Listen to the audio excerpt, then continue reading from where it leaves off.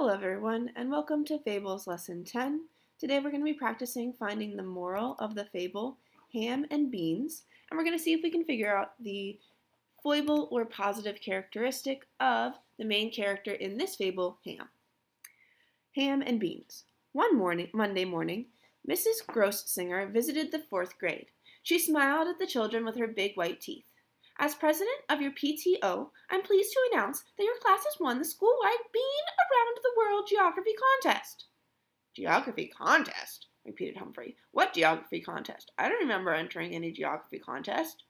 Mrs. Grossinger held up a worksheet bordered with pictures of grinning globes and dancing lima beans. Remember this? She said. The children looked puzzled. Then Calvin said, Wait, you mean we won that contest? Mrs. Grossinger nodded. The children looked even more puzzled. Weeks ago, the PTO president had delivered that very same piece of paper to their classroom. As part of the contest, she had explained, you will be expected to work together as a class using encyclopedias, atlases, and other resources to answer the questions on the worksheet. But the 4th graders hadn't even taken the contest seriously. Who wants to bother with an atlas? Lenny had asked. No one did, not even Stanford. I'm much too busy studying for the next month's juggling test to bother with some ridiculous contest, he said. Instead of looking up the answers, the 4th grade made them up. This is what they had turned in. Aesop Elementary PTO presents Bean Around the World Geography Contest. Please research the following questions. What is the most slippery country? Greece. What language do they speak in Cuba? Cubic. What type of birds are found in Portugal? Portuguese. Where is the English Channel? Between the Spanish and the French channels. Name 3 famous poles. North, South, and Tad. What are the Great Plains? The Concorde, the Stealth Fighter, and the 747. Why is the Mississippi River so unusual? Because it has 4 eyes and it can't see. What is the fastest country? Russia, because people are always rushing. Why is Alabama the smartest state in the USA? Because it has 4 A's and 1 B. What is the capital of South Dakota? Pierre. The only one they got right. Now, Mrs. Grossinger managed to smile even bigger. Congratulations, she said. You got the most answers right. Lenny waggled his eyebrows. How could that have been? Beans me, Bruce said. Does this mean we're superior beans? Missy said.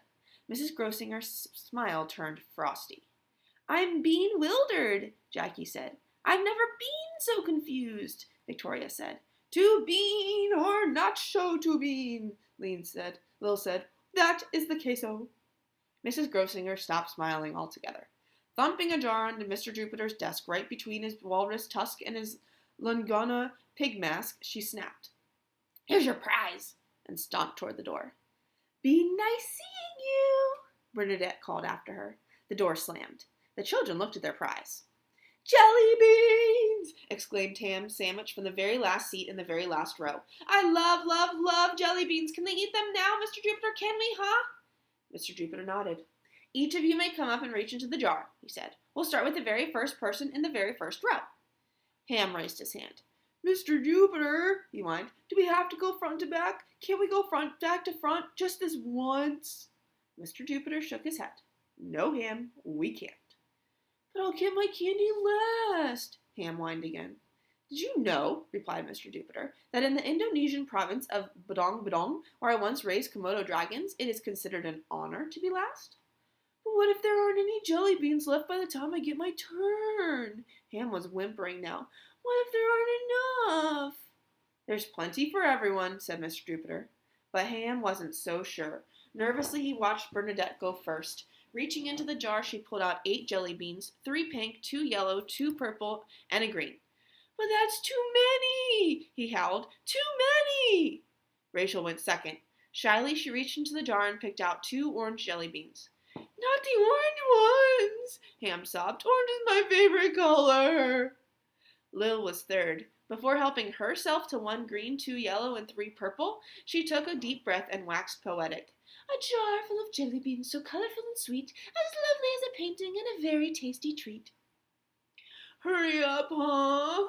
Ham groaned. He wiped the drool from his lips. One by one, the fourth graders dipped their hands into the jar. One by one, they pulled out 4 jelly beans, 8 jelly beans, 14 jelly beans. Save some for me! Ham cried again and again. Just save some for me! Finally, it was his turn. Hurrying up the aisle to Mr. Jupiter's desk, he thrust his pudgy hand into the jar and clutched as many as his fist could hold. 14 green, 10 red, 6 orange, 4 yellow, and 3 black. I got more than anyone else, he crowed. But when he tried to pull out his bulging fist, it was stuck. He wailed, I'm stuck. Oh dear, said Mr. Jupiter, that is a problem. Ham tugged and twisted. He pushed and pulled. He even tried tapping the jar on the edge of the desk the way his mother did when she couldn't get the mayonnaise open. Nothing worked. I want my jelly beans, wailed Ham. Try using your head, suggested Mr. Jupiter. So Ham did. Thump. Ouch! He was still stuck. Call Mr. Swill, cried the boy. He'll know what to do. So Mr. Jupiter pressed the intercom button. Zzz, crack. Send Mr. Swill on the double, said Mr. Jupiter. Roger that, replied Mrs. Shorthand. A minute later, the janitor arrived. He tapped the jar with his screwdriver and mopped around the area, but Ham was still stuck. Call Nurse Betadine, he cried. She'll know what to do. Zzz, crack! Nurse Betadine strode into the classroom. She took Ham's temperature and slapped a Band-Aid on the jar, but he was still stuck. Call Miss Turner. She'll know what to do. Zzz, crack! Miss Turner came into the classroom, sprayed the jar with perfume, and read a chapter in a book, but Ham was still stuck. A tear trickled down his plump cheek. Life is so unfair, he moaned. I waited so long to get my hands on these jelly beans, and now... He gave a breathy sob. Now I'll never get to taste them.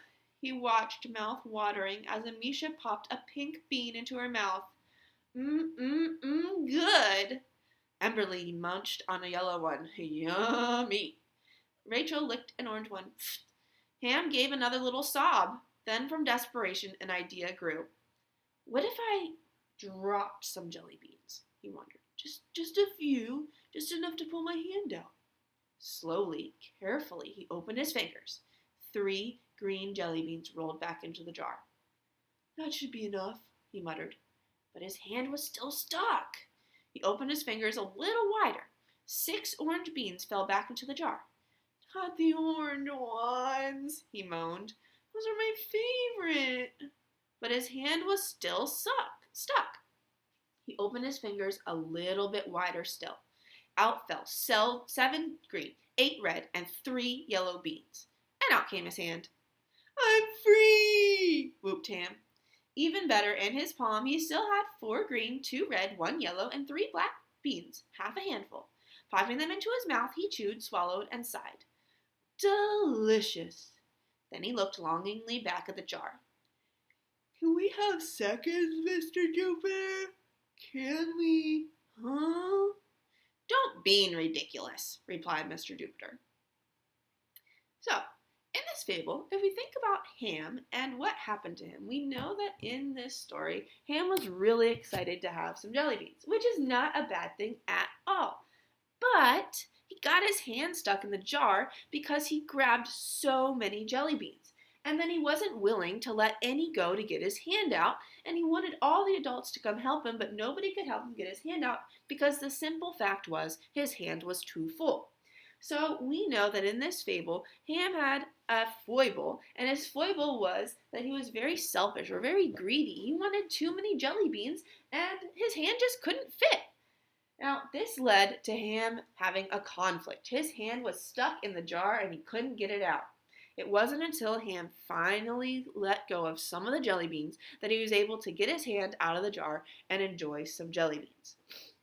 Now, the moral of this story, if you think about what happened in the story and what Ham learned that maybe not always getting as much as you want can still be good. And the author says that half of a handful is better than none.